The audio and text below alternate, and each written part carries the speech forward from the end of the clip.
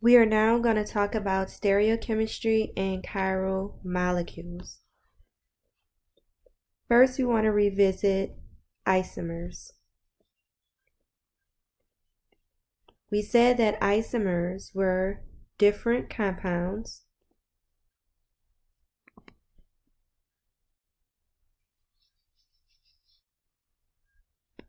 with the same molecular formula.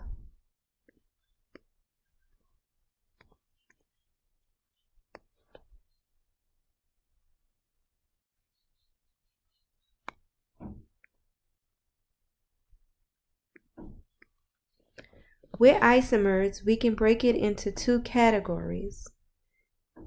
One category would be a constitutional isomer,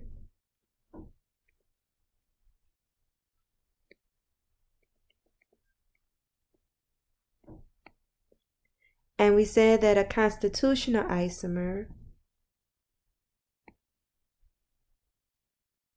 they had the same molecular formula,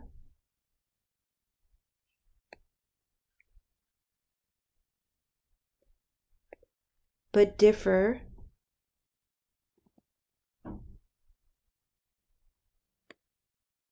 in atom connectivity.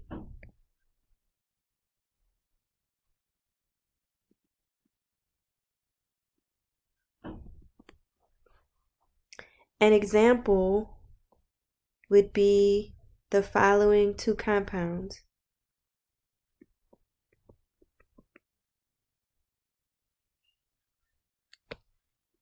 In which the compound on the left is an ether and the compound on the right is an alcohol.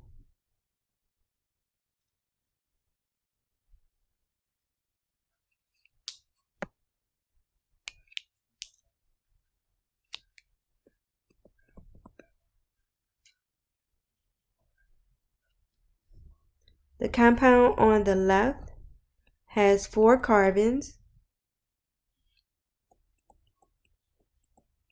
10 hydrogens, and 1 oxygen. The compound on the right has 4 carbons, 10 hydrogens, 1 oxygen. They have the same molecular formula, but they differ in atom connectivity. That would mean that these two compounds would have different physical properties.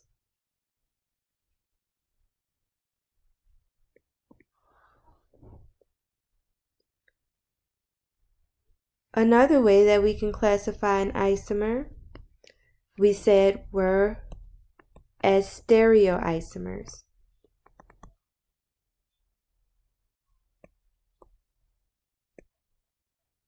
Stereoisomers, they have the same molecular formula,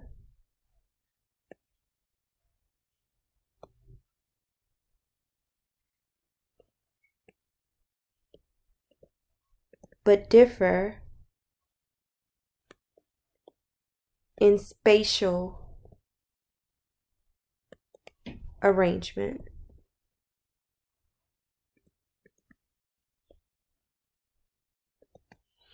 An example that we used was cis and trans. These were stereoisomers.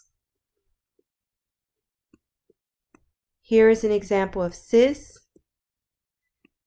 Here is an example of trans in terms of our alkenes. But we can also look at cis and trans in terms of our chair conformations. Here we have an example of cis, and this would be a 1,2 cis disubstituted compound.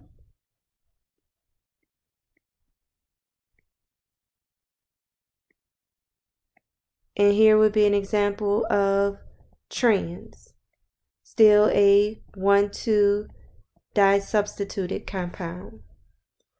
So again, we can see cis and trans in terms of alkenes, but we can also see cis and trans in terms of our chair conformations. A few new vocabulary words that we are going to look at.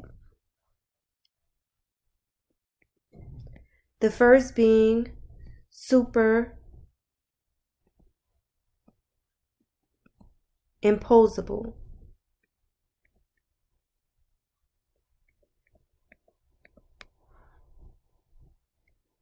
Being superimposable means that the mirror image is identical to the actual object.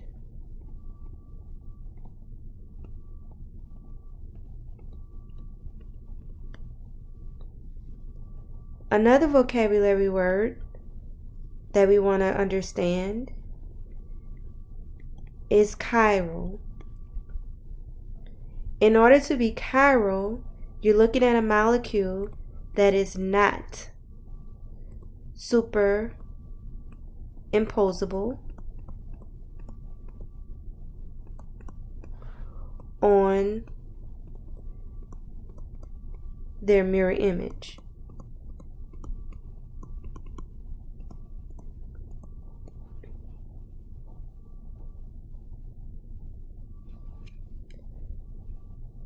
Another vocabulary word would be achiral.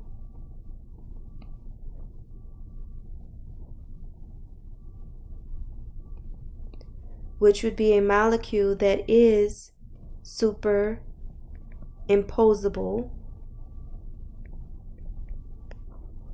on their mirror image. Now I want to give you an example of an achiral molecule because we have just talked about stereoisomers. So cis molecules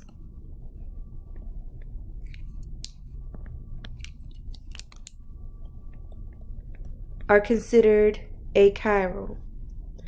If we look at the following example of a cis molecule, and we use this dashed blue line to represent our mirror,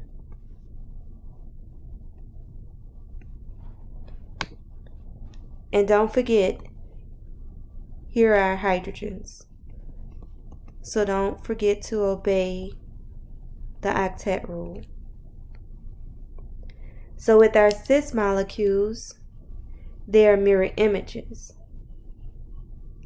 Now with this molecule, what we can do is we can rotate 180 degrees. And upon rotating 180 degrees, we get the following molecule.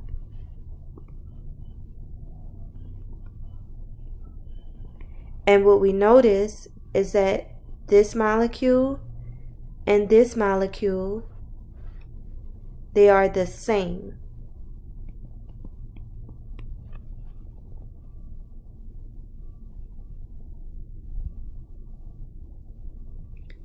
We can do the same thing if we look at trans molecules.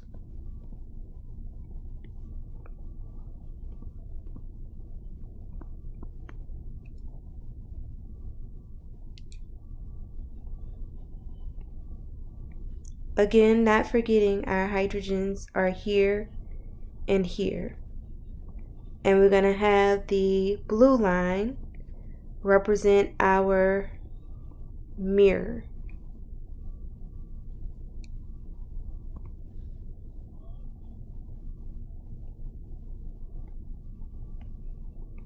And our hydrogen here and here. Again, we can rotate 180 degrees. And upon rotating, we get the following molecule. And again, what you notice is that this molecule and this molecule, that they are the same. They're identical. So cis molecules and trans molecules would be considered achiral because they are superimposable on their mirror images. They can fit one on top of the other. Again, cis molecules and trans molecules would be considered achiral because they are superimposable on their mirror image. Another vocabulary word that we want to look at is known as a chirality center. We can call it a chiral center. We can call it a stereo center. Or we can call it a stereogenic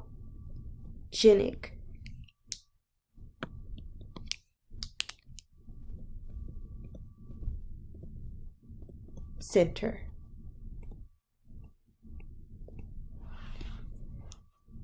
This is a tetrahedral carbon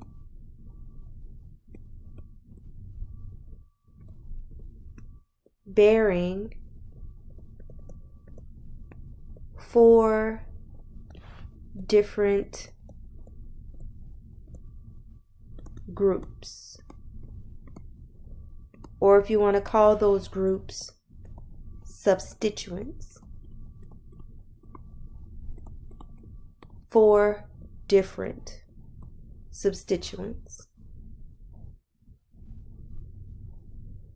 So one example that we can use is 2-butanol.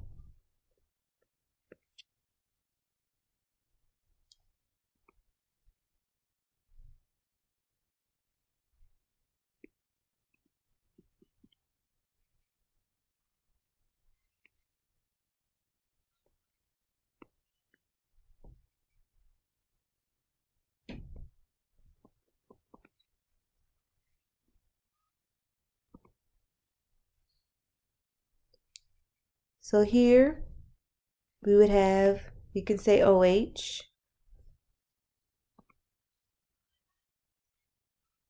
a hydrogen, a methyl, and over here let's put an ethyl. So this carbon in the center, noted with the black dot, has 4 different substituents attached. So that particular carbon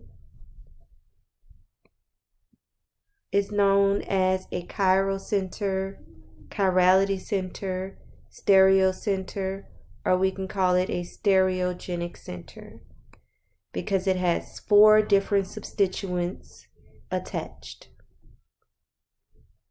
Now, what if I draw a mirror down the middle and draw the reflection of 2-butanol?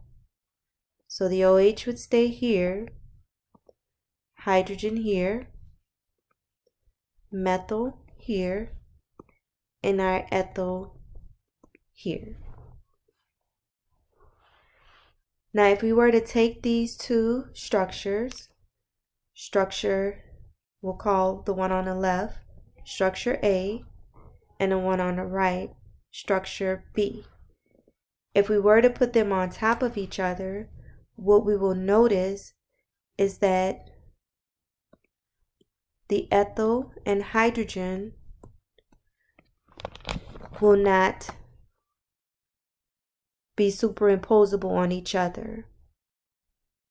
Again, what you will notice is that the ethyl and the hydrogen will not be superimposable on each other.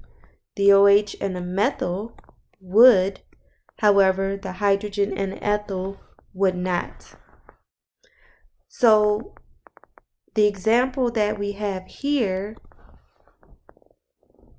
would be considered chiral.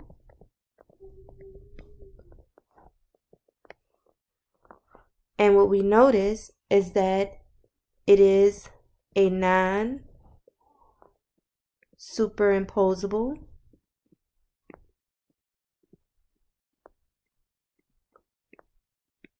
mirror image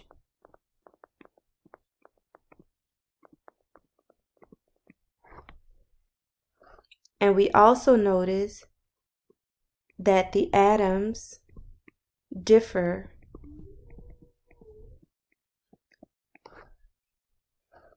in spatial arrangement.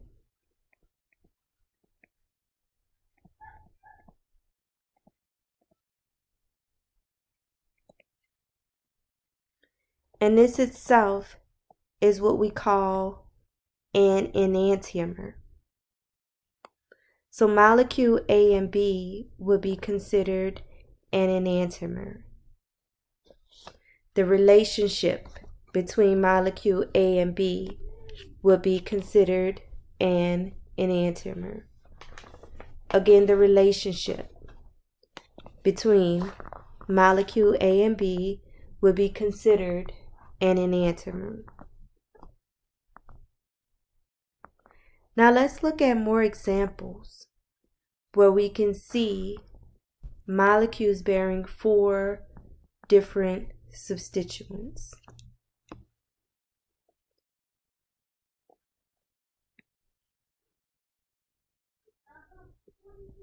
So if we look at this example,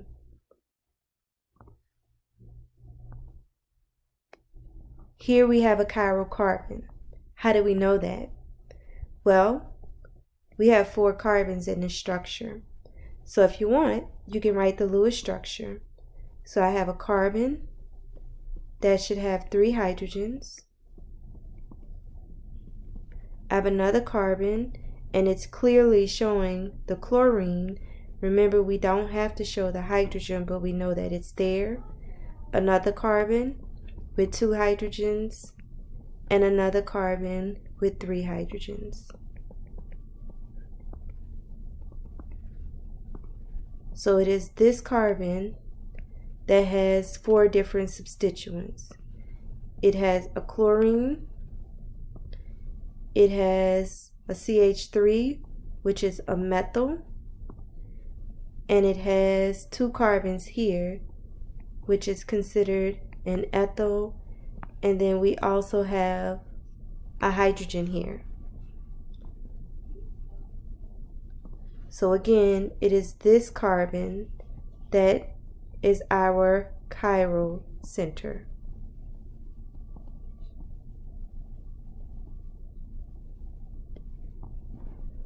So we cannot forget how bond line structures are represented. We can look at another example.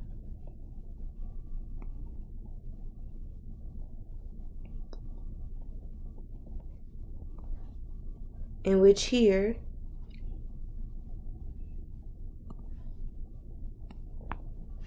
will represent my chiral center.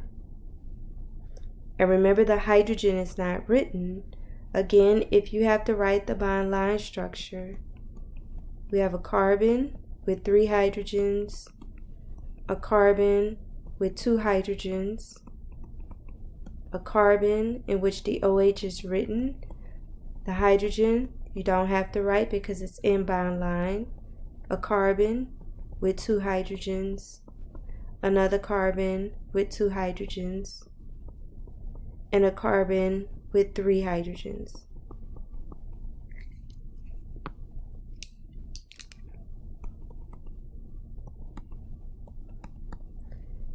So again, here You see the hydroxyl as one substituent, the hydrogen as another substituent.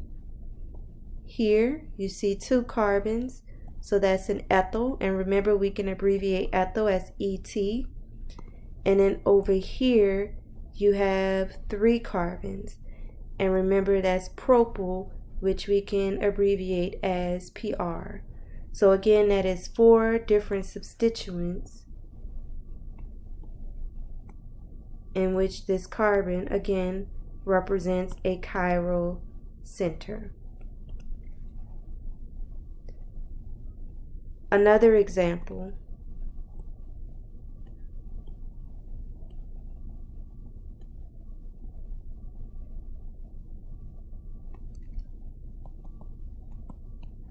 And again, we should be able to identify that this carbon is our chiral center.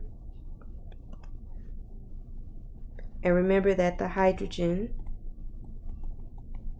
is in the back, and the hydrogen is not written, but we understand based on bond line that it's there.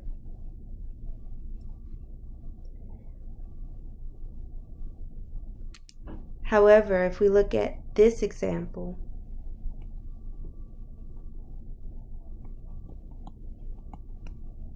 and again we know our hydrogen is in the back, but we notice on either side of the ring, as we go clockwise or counterclockwise, we have 2 of the same, you can either call it groups, or you can say substituents. Therefore, this molecule does not bear 4 different groups. So this molecule will be considered a chiral because it does not have 4 different groups.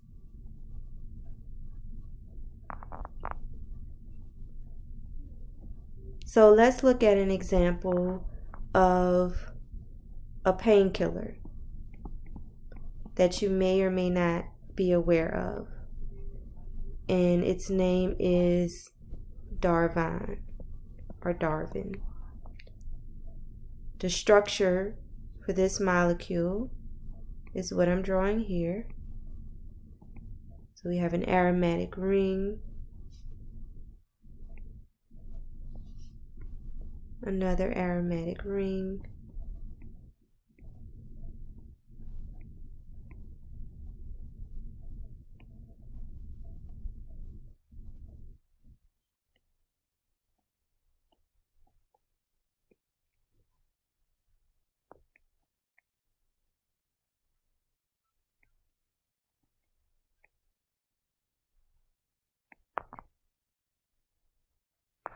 and what I want you to do here is identify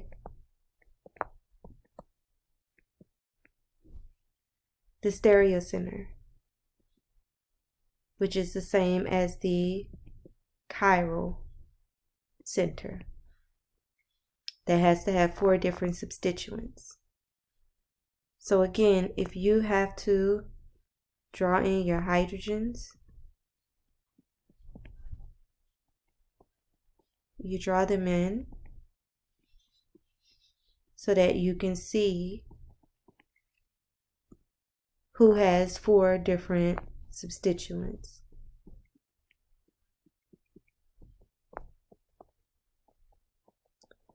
And what you'll notice, those atoms that are on the end, they don't have 4 different substituents. They have 3 of the same.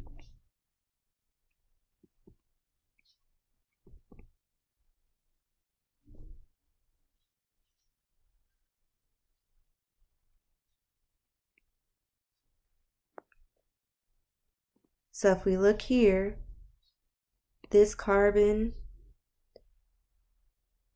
and this carbon would be considered stereocenters because they have 4 different substituents. So our red labeled carbons are chiral,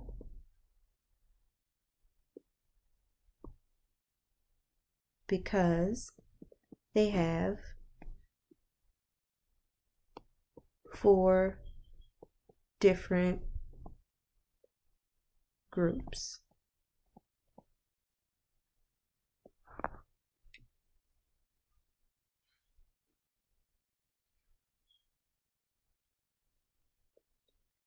So let's talk more about enantiomers. Remember we said an enantiomer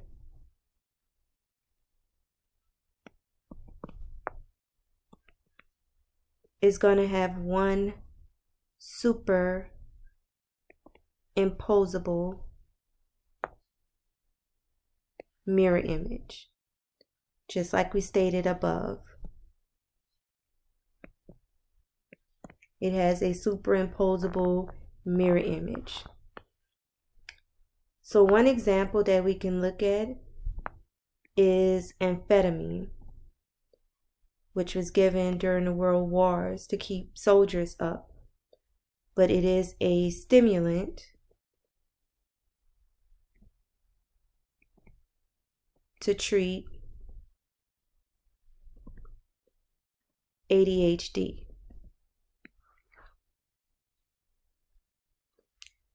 So here we have the structure of amphetamine.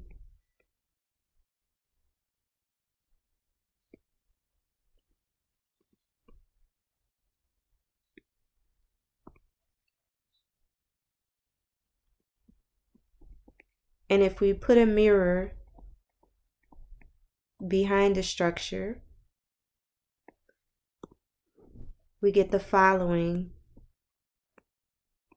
reflection.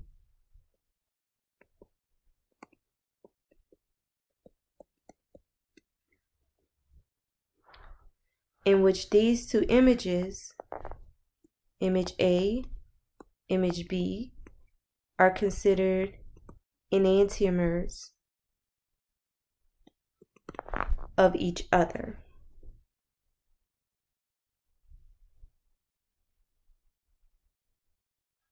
And again, that mirror image would be behind the structure, not how the structure is written side by side, but it would be behind structure A, and that's how we would get structure B.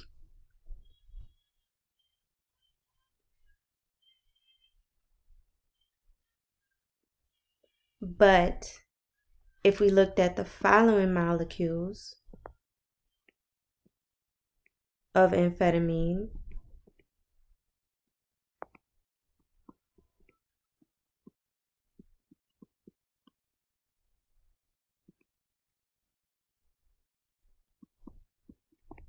and this was actually our mirror right on the side, how it is drawn.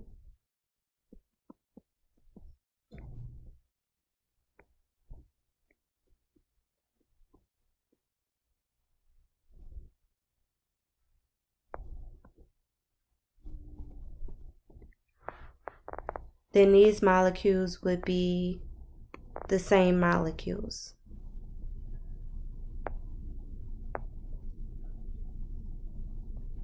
Remember that we can rotate 180 degrees, and they would be the same molecule.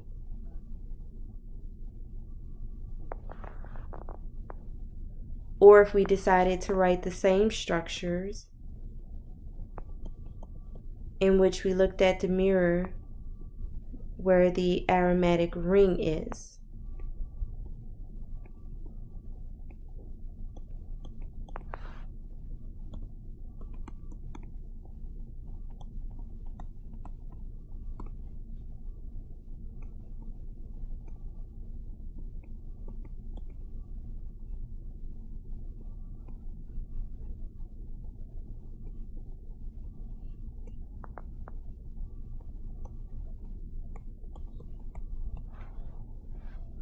these molecules will be the same. And again, remember, we can rotate 180 degrees.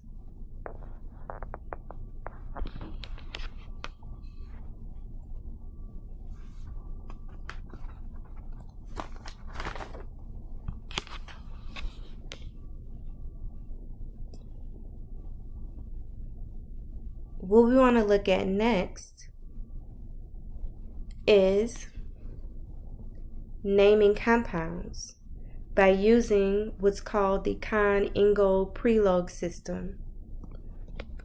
So this is what we call designating configuration,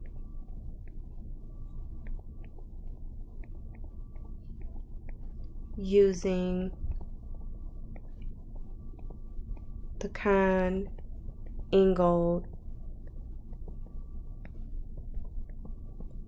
prelog system.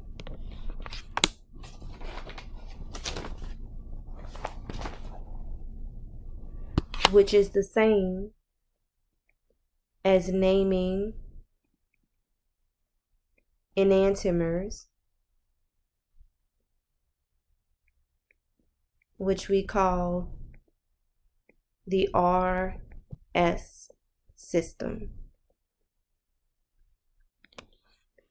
So we're going to add to nomenclature by designating a compound as either R or S.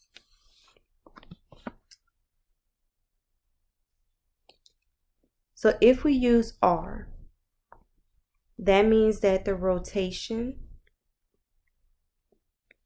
is clockwise. And typically I abbreviate clockwise as CW. When we say S, that means that the rotation is counter clockwise. And I use the abbreviation CCW, counter clockwise.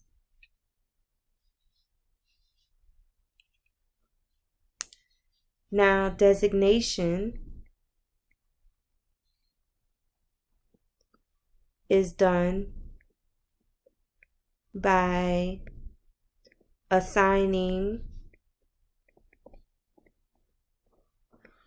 priority based on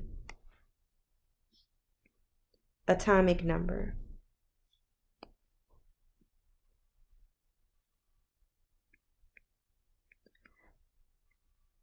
The higher the atomic number,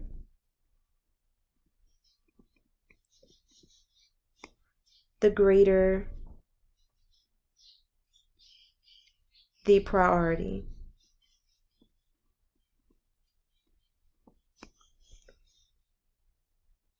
So in examples that I'm using, we are going to look at hydrogen.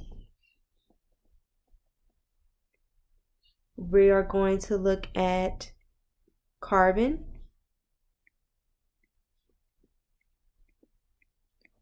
We are going to look at oxygen.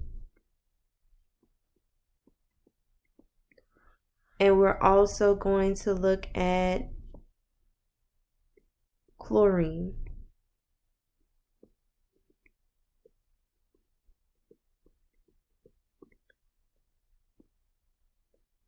The numbers that are at the top of the chemical symbol, these represent the atomic number. Remember, the numbers that are under the chemical symbol represent the atomic mass. We are looking at the numbers above, which are the atomic numbers. Another thing that we want to do is make sure the lowest priority is in the back.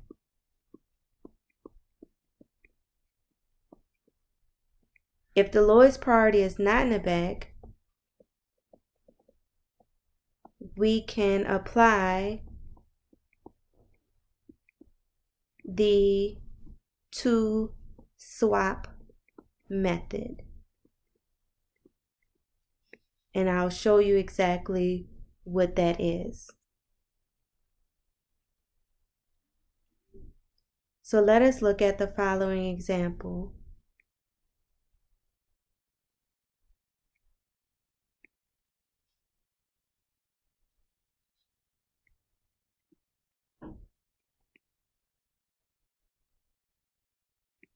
The first thing you want to do is identify your chiral center.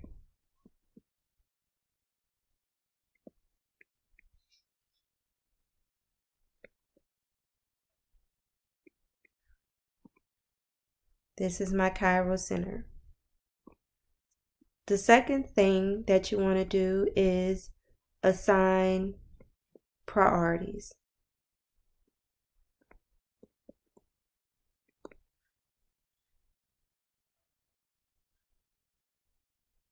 So remember here, that's a CH3. Remember, you don't have to write those atoms. Here is a CH2 with the CH3. And then here we have an oxygen directly attached.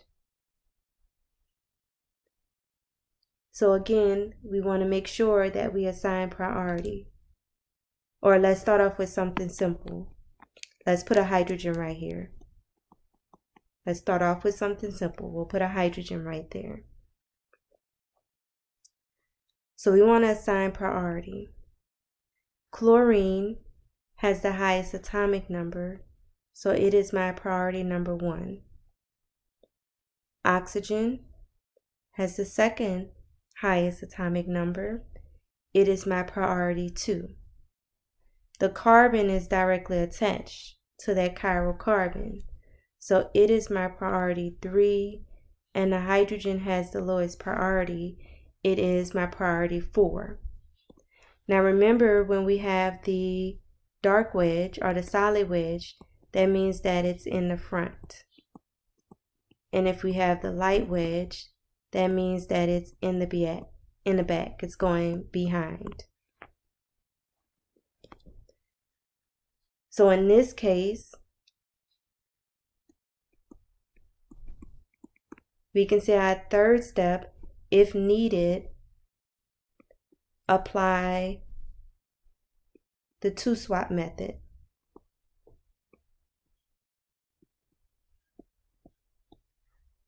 So what we're going to do is we're going to switch the positions of 1 and 4. So 1 becomes 4 and 4 becomes 1.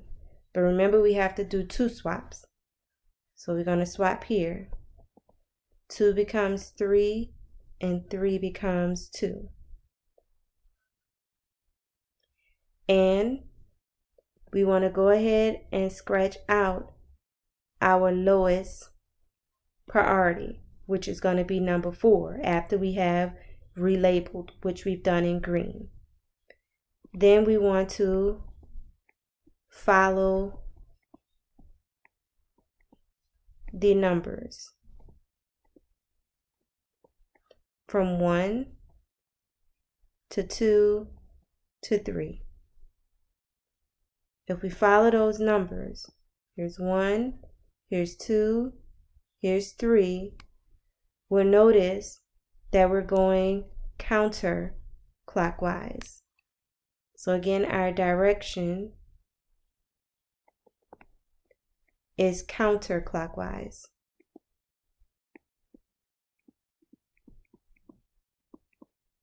And because it is counterclockwise, this molecule would have an S configuration. the molecule would have an S configuration.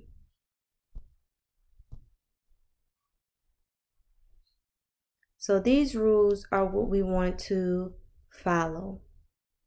Let's look at another example.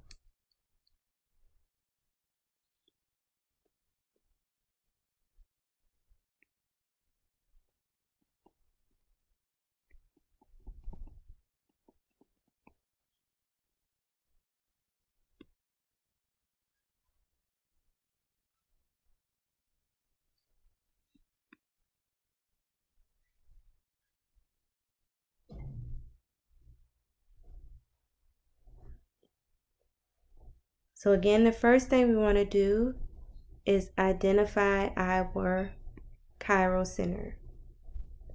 And we want to assign priorities. So here we have a carbon that has 2 hydrogens.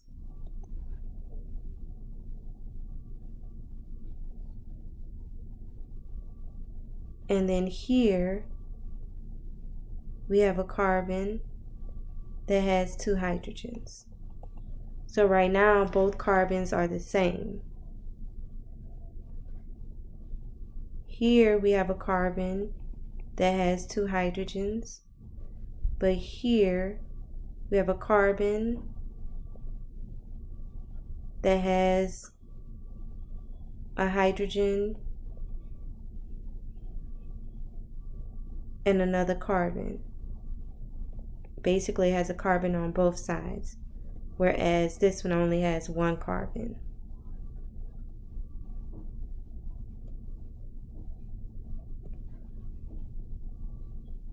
So on the left side would have a higher priority than on the right side. So when we assign priority, oxygen is 1, the left side is 2, the right side is 3, and then hydrogen is 4. However, the hydrogen has a dark wedge. And remember, we always want our lowest priority in the back. So if it isn't, we have to apply the 2-swap method. So when we do so, we can swap 1 and 4.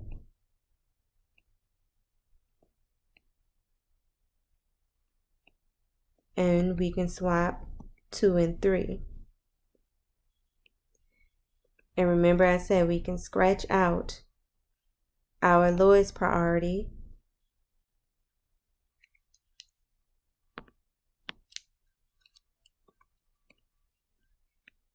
and we want to follow our numbers from 1 to 2 to 3. And we know that this direction is clockwise.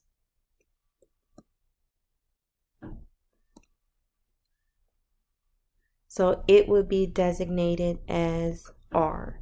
It has an R configuration.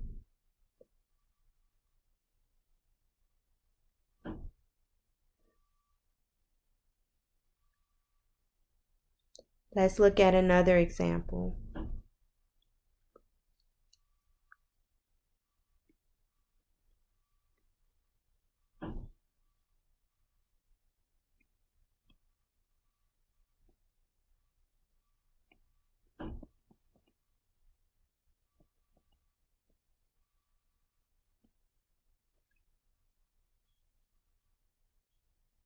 Again, we want to identify our chiral center.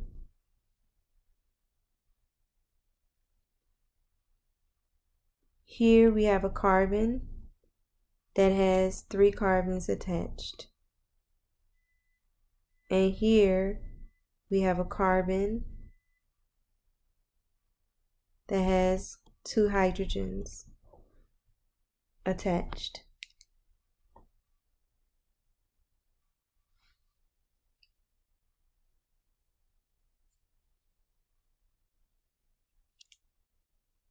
So on our right side would have a higher priority than on our left side. So we want to assign priority. The oxygen would be 1, the right side would be 2, the left side would be 3, and my hydrogen would be 4. But my hydrogen is not in the back. It's the lowest priority, and we want that in the back. So we will do the swap method. So that becomes 1, this becomes 4, this becomes 3, that becomes 2. And remember, we can scratch out our lowest priority, and we want to follow the numbers 1, 2, 3. And we notice that this direction is counter clockwise. So it would have a designation of S. Its configuration would be S.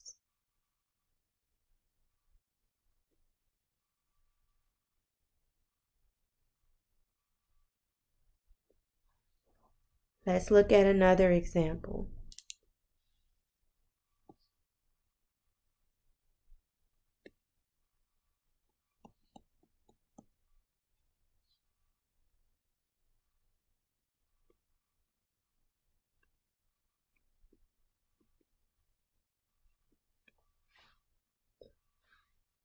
Here now we have a carbonyl, but we still want to make sure we mark our chiral center. We have to identify our chiral center. Now we see that carbonyl. What you want to do is you want to count the oxygen twice. So this would be a carbon with an oxygen, and a hydrogen. Because remember, we want to count the oxygen twice. So therefore, this would be my 1. The longer chain would be 2. The second longest would be 3. And then the shortest chain would be 4. Remember, you have to put in your hydrogens. Remember, we want the lowest priority in the back. So we are going to have to, in this case, apply the swap method. So we can swap 4 and 2. And we can swap 3 and 1. And remember, we want to scratch out our lowest priority. And we want to follow from 1, 2 to 3. And we notice in this case that our direction is counter clockwise.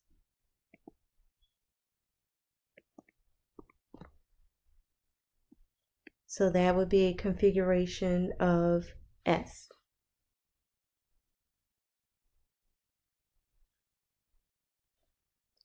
Let's do another example where we're looking at multiple bonds.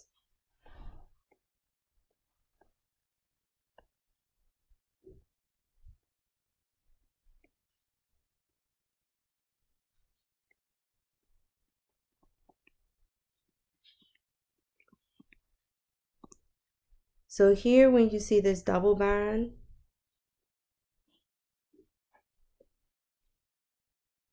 you want to look here.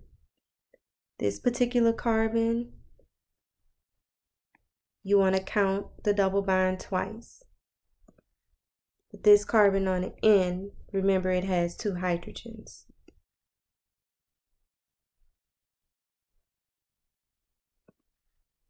When we're looking here, this carbon on the end, you want to count the carbon twice, but it only has one hydrogen.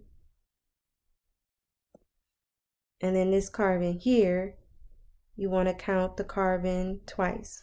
It doesn't have any hydrogens. So again, we want to assign priority based on atomic number. So our oxygen is our 1, and we know the hydrogen is going to be our 4. So we look at the atoms connected. The green one on the left circled in blue, and the red one on the right circled in red. They have the same number of carbons. So now we need to go to the next atom. The next atom has a carbon with 2 hydrogens, which is circled in red, the green carbon. But the blue carbon that's circled in blue has 2 carbons and a hydrogen. So therefore, my 2 would be here, and my 3 would be here.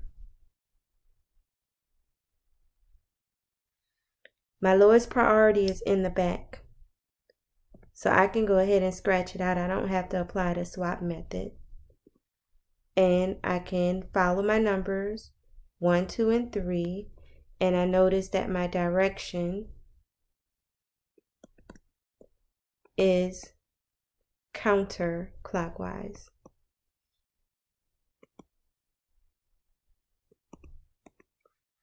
So my configuration would be S.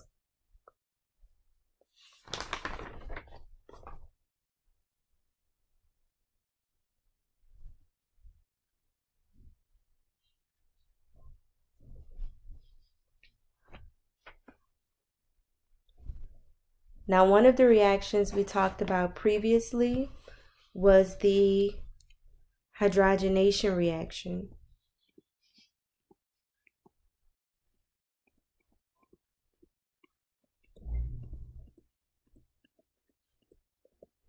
In which we use hydrogen and we use a catalyst, such as, in this case, I want to use nickel.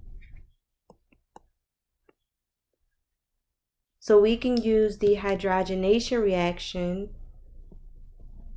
to create a stereocenter.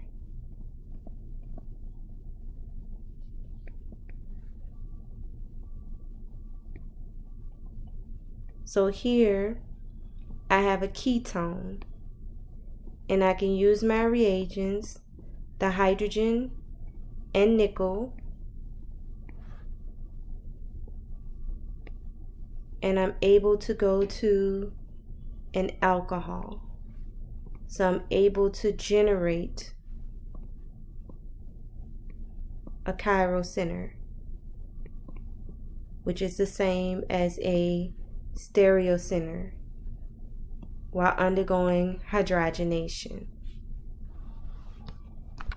So the hydrogenation reaction previously learned is one that can assist in creating a stereocenter.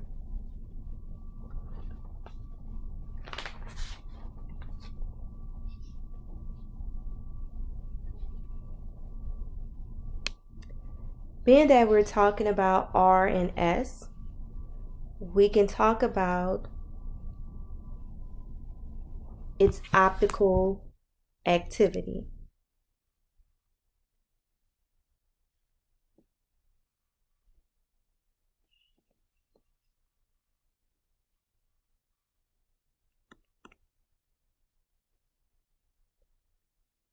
We can have what are called racemic mixtures, also known as a racemate, also known as a racemic form. And this is when we have an equal molar mixture of two enantiomers. And we're going to see that when we start doing reactions. And when we have this mixture, you have no net rotation of plane polarized light.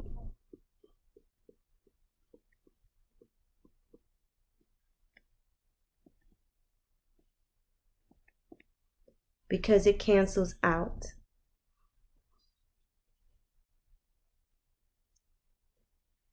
So when we talked about enantiomers,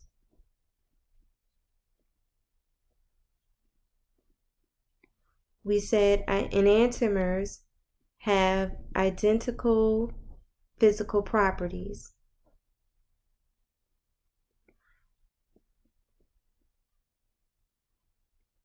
And remember, in talking about physical properties, we're talking about like a melting point or a boiling point.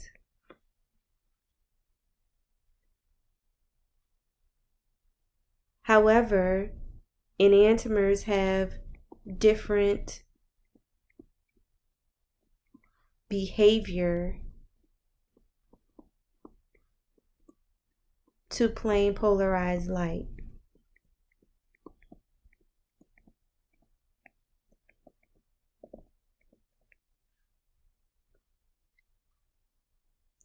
Some things you see in terms of medications and sugars is that we can call them dextrorotary,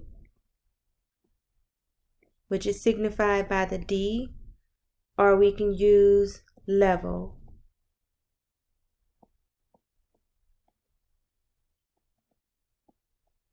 which we signify with an L. With the dextrorotary, it has a positive rotation. However, with the levo rotary, it has a negative rotation.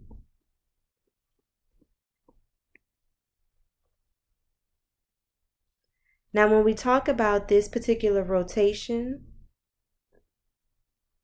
keep in mind that specific rotation is sensitive to temperature and wavelength.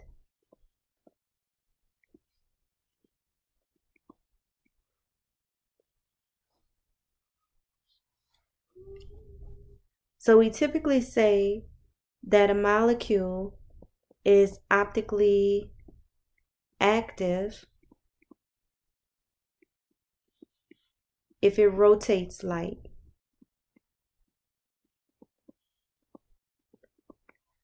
And we say that a molecule is optically inactive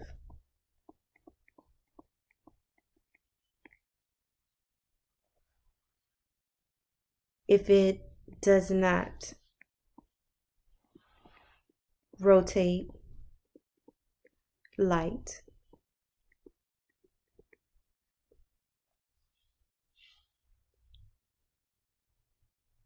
Now we've learned how to assign configuration as R and S, but also keep in mind that R and S has no direct relationship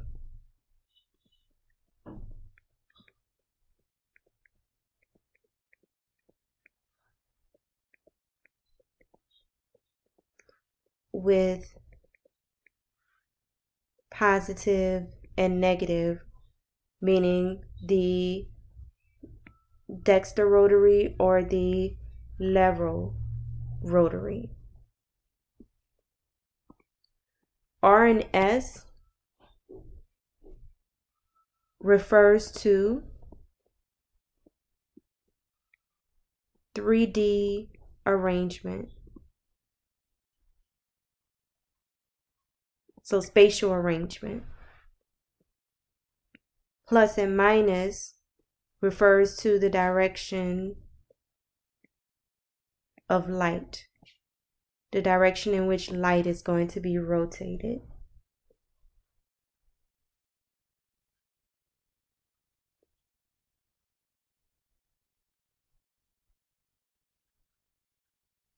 So with that, we can now break down stereoisomers into enantiomers and diastereomers.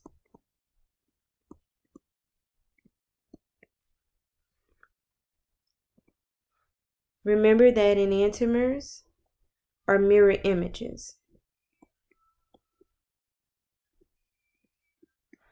And enantiomers are not mirror images. We said that enantiomers have identical physical properties.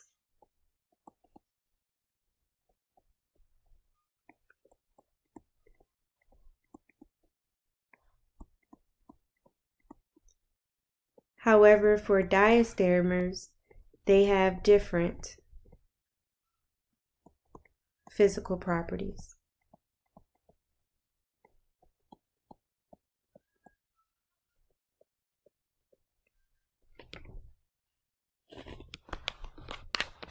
Again, enantiomers are mirror images.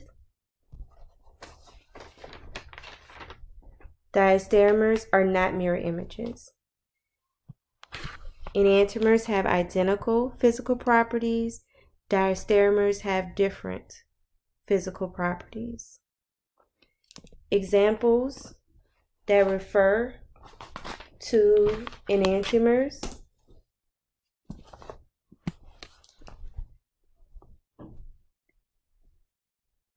let's look at the hexagons.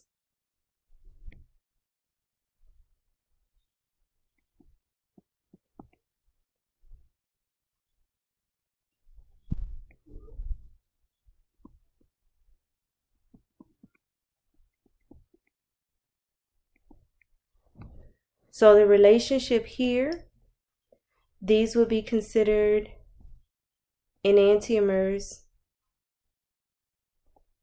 of each other. In assigning configuration, this would be R, this would be S, this would be S, this would be R. So when we look at the difference between the two structures, R goes to S and S goes to R. The configurations swap when we look at the mirror images. Another representation of enantiomers in looking at the hexagon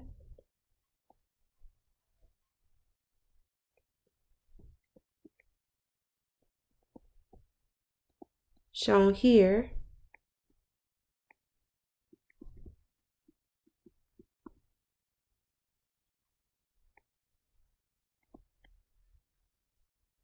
where these two are also enantiomers of each other.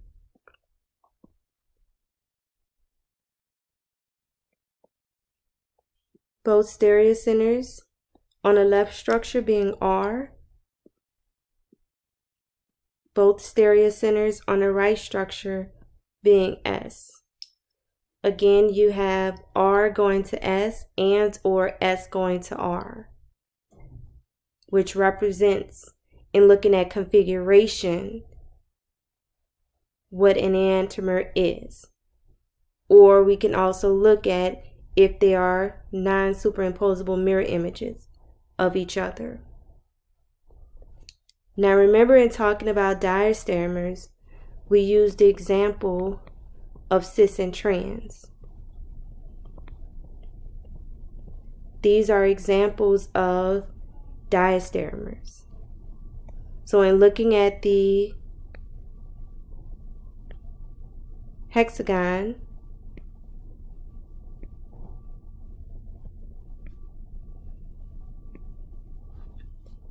this would be an example of a diastereomer.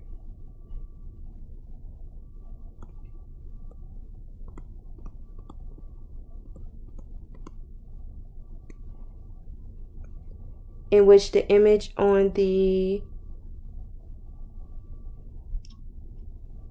on the left, we can look at the configuration of the stereocenter.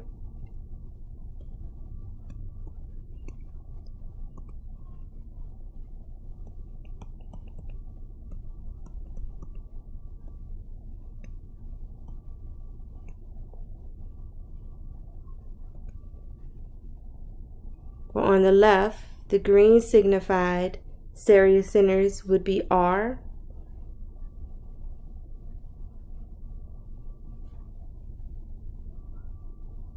And then on the right hand side, we got to change this one because this one is S. So on the left side, one would be R, the other would be S. On the left side, one would be R, the other would be S. But on the right hand side, we would have S, S. So what you're noticing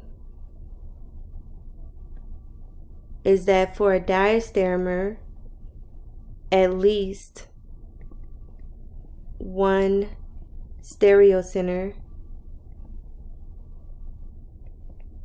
stays the same. But for an enantiomer, both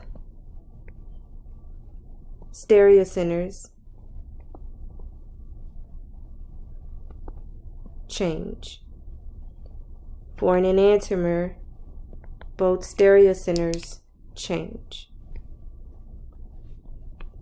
And again, I am just assigning priority to determine whether it's R and whether it's S, as previously shown. Now you'll notice in these examples, we have more than one stereocenter. And in order to find the maximum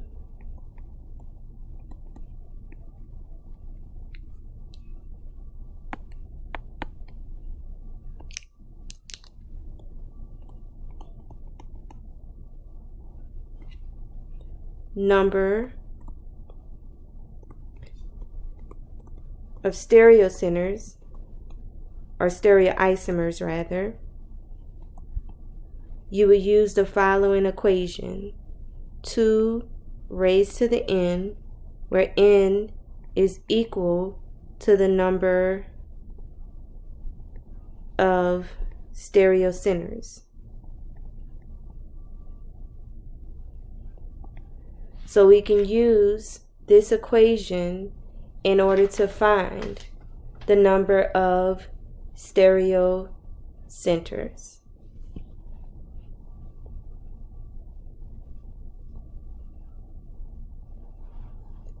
So let's look at some examples where we want to identify which relationship is an enantiomer and which relationship is a diastereomer.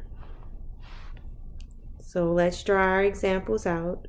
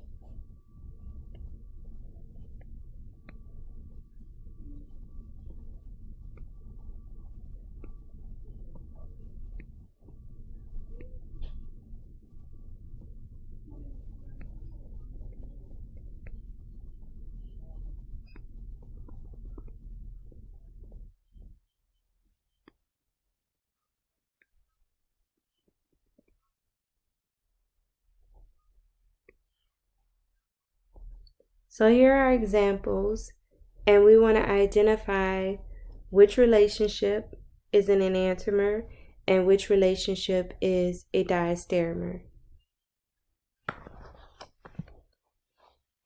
So what you want to do is assign priorities, and you want to identify your stereocenters.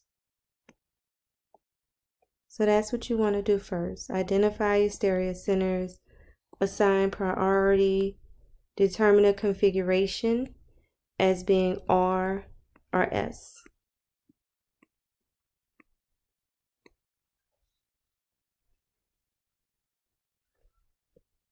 So if we look at the first example, this would be R, this would be R, this is S, this is S. So this would be a relationship of enantiomers.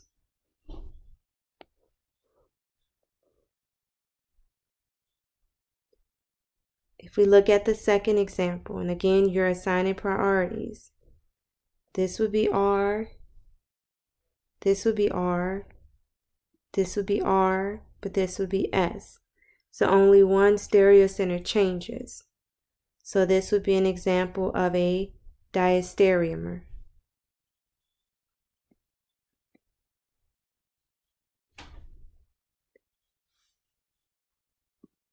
Looking at the next example. This would be R, this would be S, this would be S, this would be R.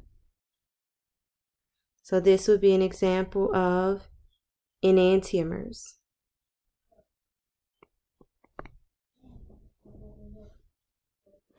And we want to do the same thing for our last example. So here our stereocenter is R, here we have S, here we have R, and then on this side, the structure on the right, we have S, S, R. So we notice that only one stereocenter changes. So this would be an example of a diastereomer.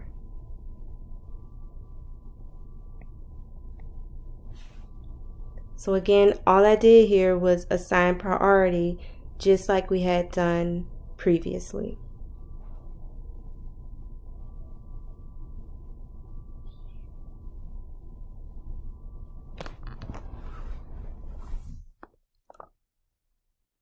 Hopefully you've been noticing that with some molecules, we can have some sort of symmetry.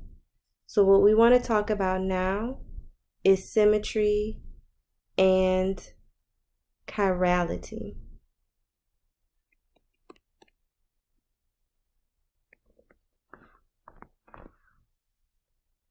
When we talk about a plane of symmetry,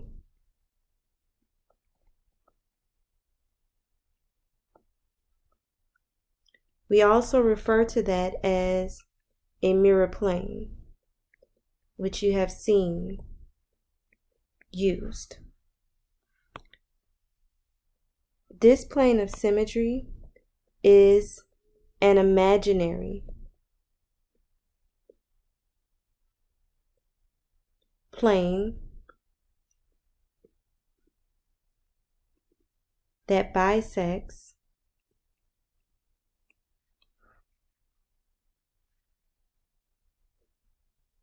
a molecule in such a way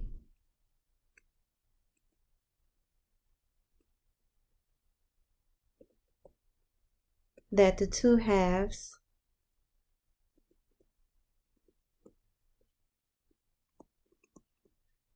of the molecule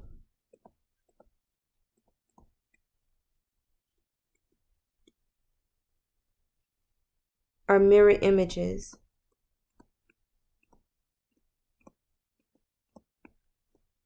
of each other.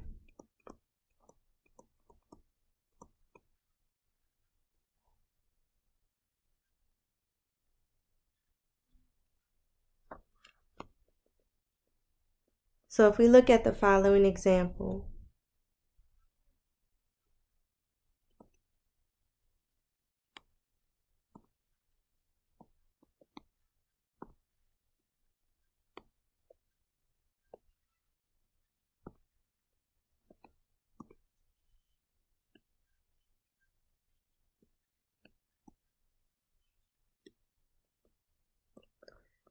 if I have this line coming through, this is my plane of symmetry.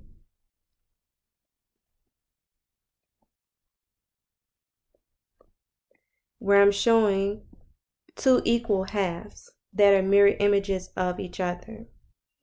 This molecule would be considered achiral.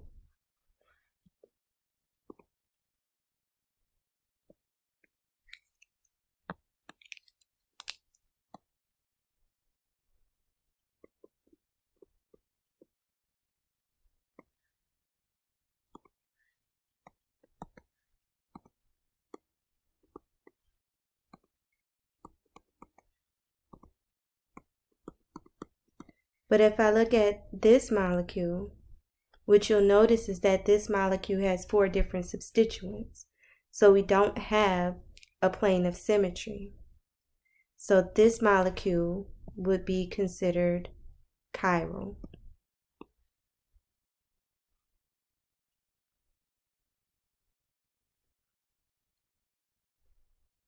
So we can definitely say that molecules that contain a plane of symmetry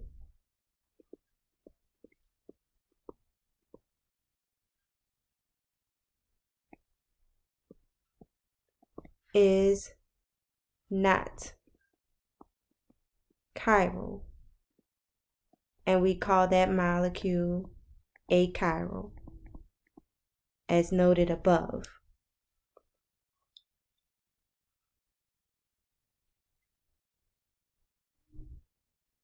Now we can have compounds that have 2 centers, and we're going to talk about that in a second. So let's add another vocabulary word: meso compounds. When we talk about meso compounds, these are achiral molecules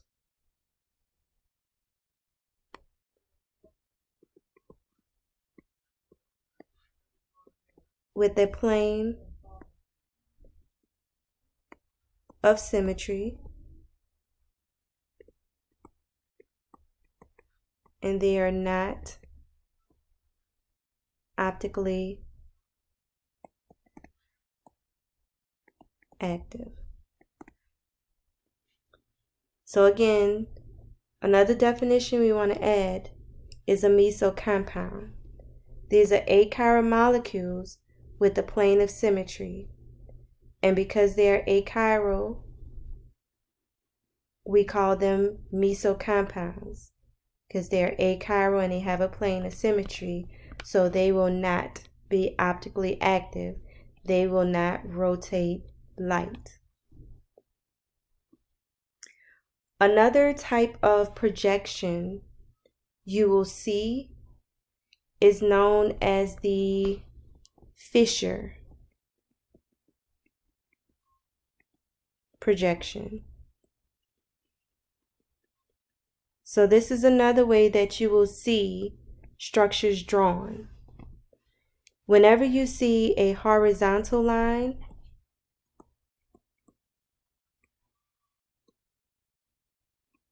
that means that it's coming out. And remember, when we say coming out, we're talking about the solid wedge. Whenever you see a vertical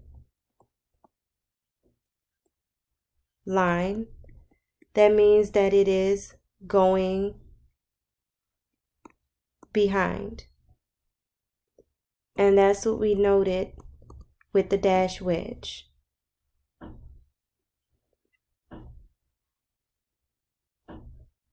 So here we have an example of a Fisher projection.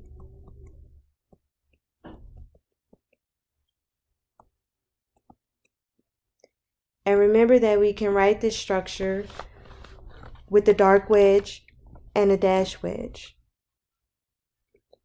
Remember, if we were horizontal, that was the dark wedge. So like a bow tie. So that's the hydrogen, that's the OH with the dark wedge.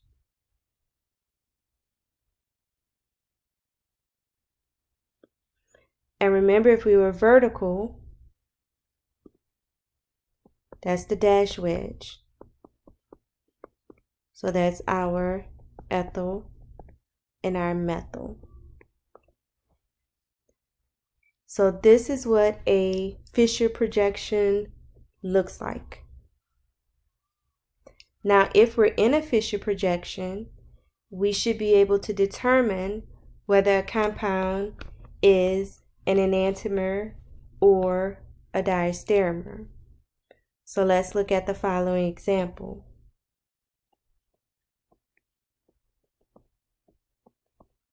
So if we look at our molecule A and we compare that with our molecule B. If we put a mirror, we notice that they are mirror images.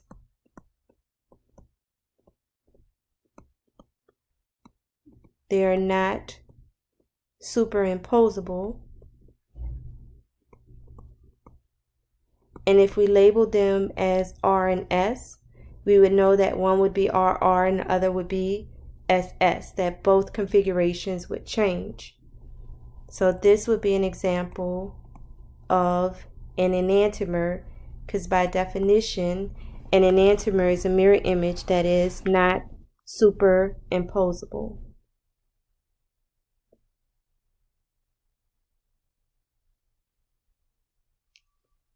What if we looked at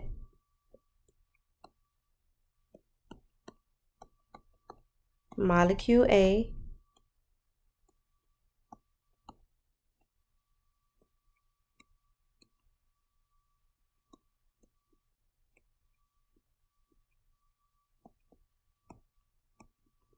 with molecule C? Now, if we notice, this particular stereocenter would be different. We would have one that would stay the same, the other would be different. So we notice that they are not mirror images.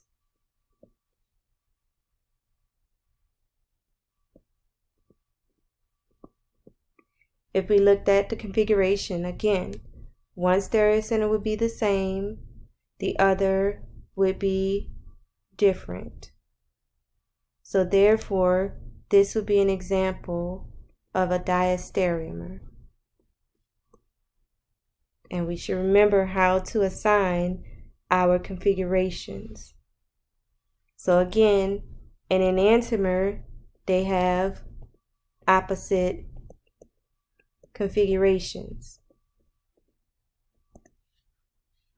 Where if I am a diastereomer, one configuration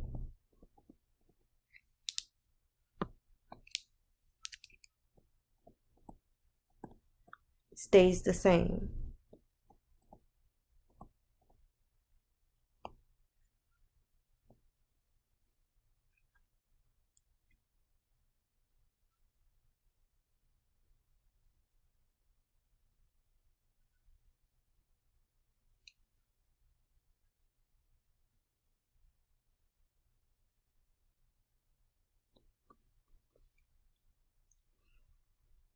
So one thing that we want to talk about as well is naming compounds.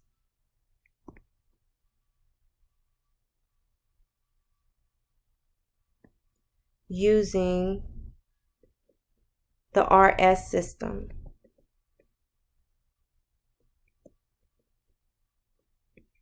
Whether it's one chiral center or two chiral centers, we should be able to name a compound.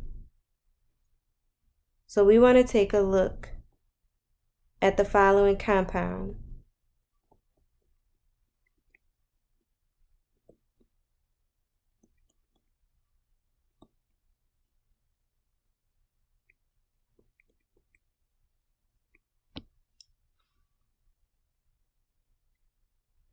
And we should be able to name this particular compound. In a previous chapter, we talked about nomenclature. So we want to identify our stereocenters. We want a number 1, 2, 3, 4, our longest chain. Longest chain, 4 carbons, single bonds, so we know that it is a butane. I know at position 2 and position 3, I have 2 bromines. So I can call it a dibromo, because I can use that as my prefix. And then I have to put the positions at which the bromines are, which is position 2 and 3. But now that we've talked about the R and S system, I have to say which stereocenter is R and which stereocenter is S. So we're going to look at carbon 2. So the bromine has my priority, followed by the carbon with the bromine attached here, the carbon with the 3 hydrogens, and a hydrogen. And remember, my lowest priority, I can scratch out. So if I look, I'm going clockwise. So I can say at position 2, I'm going to be R in terms of my configuration. I want to do the same thing for carbon 3. My bromine has my 1. Here is my 2, here is my 3, and here is my 4. But I noticed that my lowest priority is in the front, so I do want to apply the swap method. So I can switch 1 and 4.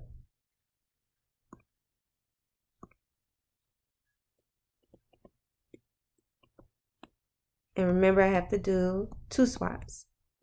So I'm going to switch 2 and 3. My lowest priority, I'm going to scratch it out. And then I want to follow my numbers. 1, 2, 3. And I notice I'm going clockwise. So that would be 3R. So the configuration will go in front in parentheses. Again, commas between numbers, dashes between numbers and letters. So it would be open parentheses, 2R, 3R, close parentheses, 2, 3, dibromobutane. Now we just talked about Fisher projections. So we should be able to take a Fisher projection and go in between a sawhorse. So I'm going to redraw our sawhorse.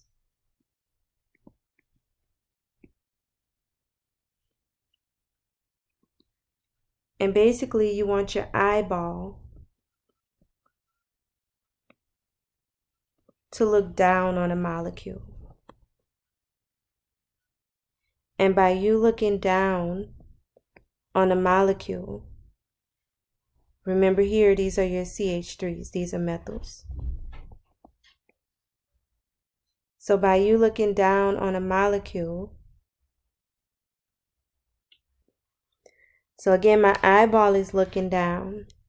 And so I have my CH3 here and my CH3 here. And then I want to look on what's to the left and what's to the right. So on the left, I have a bromine. On the right, I have a hydrogen. When I look at the next carbon, I have a hydrogen on the left, and I have a bromine on the right. And that's the same if I decided to use the dash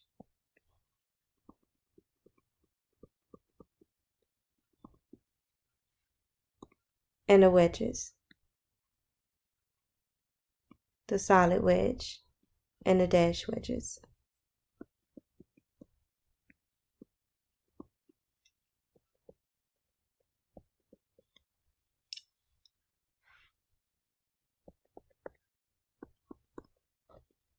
So what I did was just take my sawhorse and put it into a Fisher projection.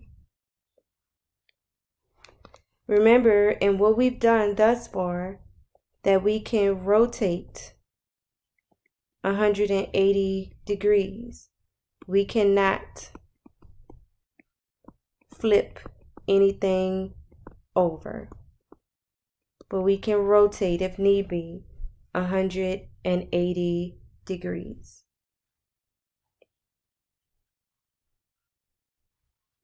The last thing that we want to talk about are going to be our cyclohexane derivatives.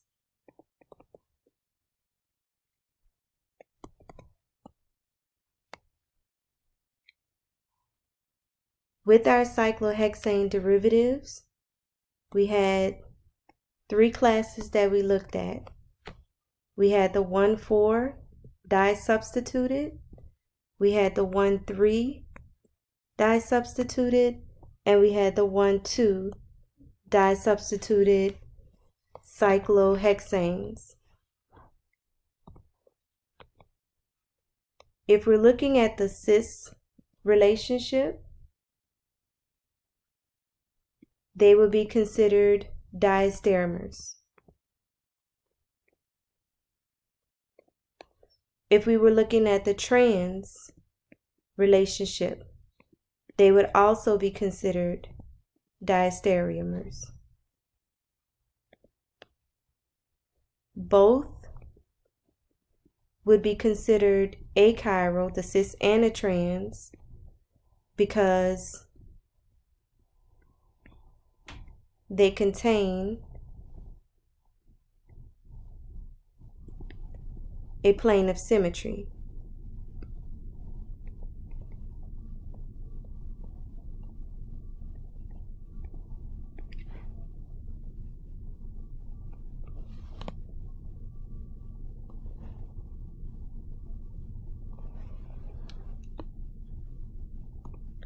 So if I drew the cis molecule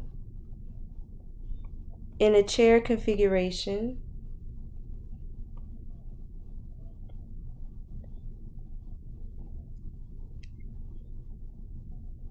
and then I also draw it as the hexagon, you should see that it has the plane of symmetry. If I look at the trans and I draw the chair configuration,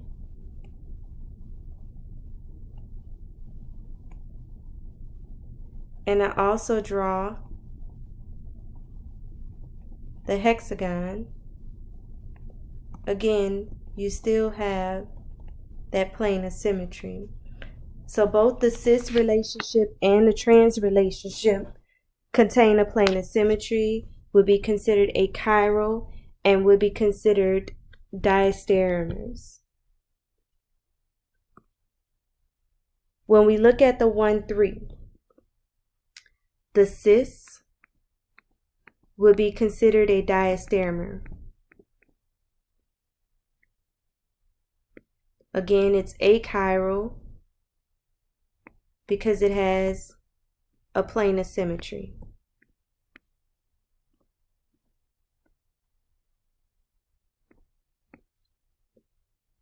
So if I looked at the chair conformation,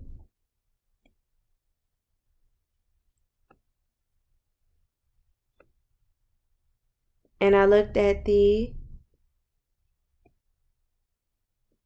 hexagon,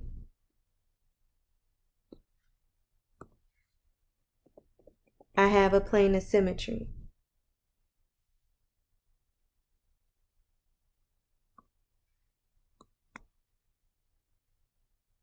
If I look at the trans, I have no plane of symmetry.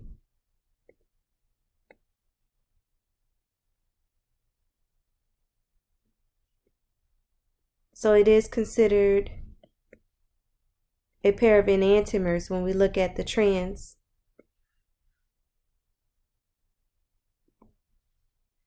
And if we draw the chair conformation,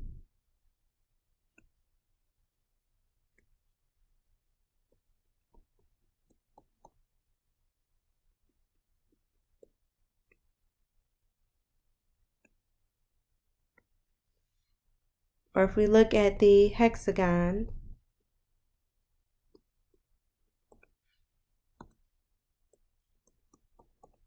we do not have a plane of symmetry because one is coming forward and the other is going back. But we have a mirror image if we compare the trans that is not superimposable.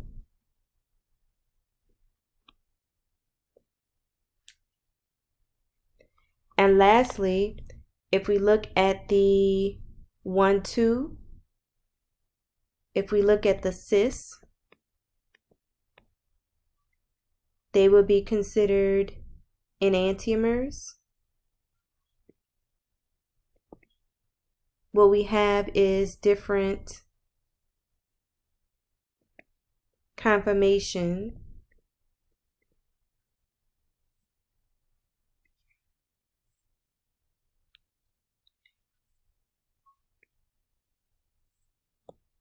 of the same compound.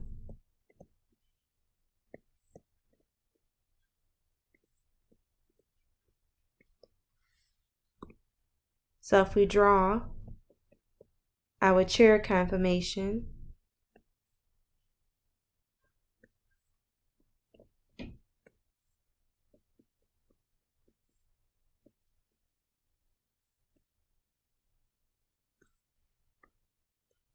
we can see that there.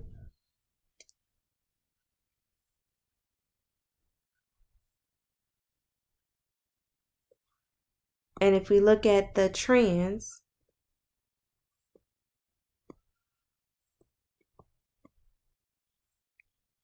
we have no plane of symmetry.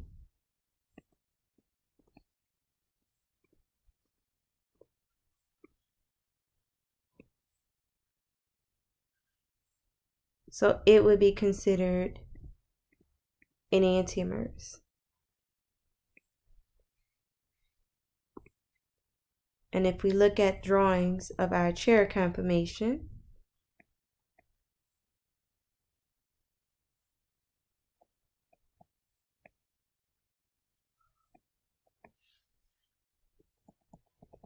we can see that there. So if we draw the cyclohexagon,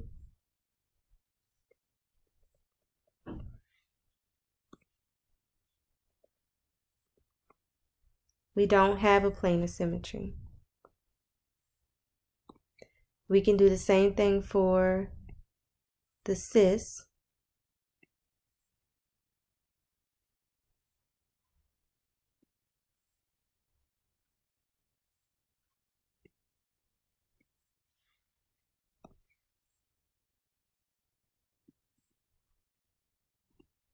And for the cis, we can see in a cyclohexagon we do. But again, the 1-2 cis is a special case where we can have rotation, and that rotation is fast. So the 1-2 cis, you won't really see any questions in relation to it, but the 1-2 cis would be considered a pair of enantiomers.